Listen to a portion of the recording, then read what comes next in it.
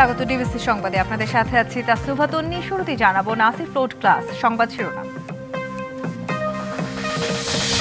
NBR এর শাটডাউনে বন্দরে অচলাবস্থা, কঠোর হবে সরকার। 6 জনের দুর্নীতি অনুসন্ধানে দুদক, জ্বালানি উপদেষ্টাকে প্রধান করে কমিটি।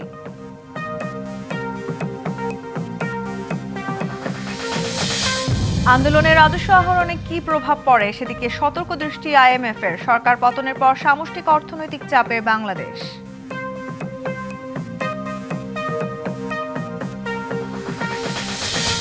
হয়রানি থেকে নিরপরাধীকে রক্ষা এবং মামলা বাণিজ্য বন্ধে সিআরপিসিতে সংশোধন আনছে সরকার।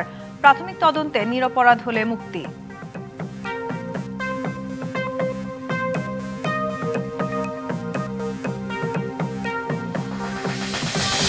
নির্বাচনী সুবিধা নিতে ধর্ষণের ঘটনাকে রাজনীতির রূপ দেয়া হচ্ছে। সংখ্যানুপাতিক চেয়ে ভোট পেছানোর ষড়যন্ত্র সফল হবে না, হুঁশিয়ারি বিএনপির।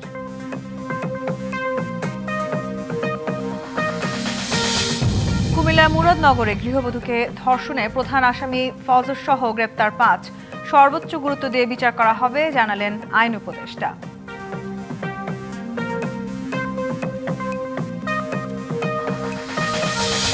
নারী এশিয়ান কাপ বাছাইয়ের প্রথম ম্যাচে 7 আপ বাংলাদেশের 36 ধাপ এগিয়ে থাকা বাহরাইনকে 7-0 গোলে উড়িয়ে দিল আফিদারা।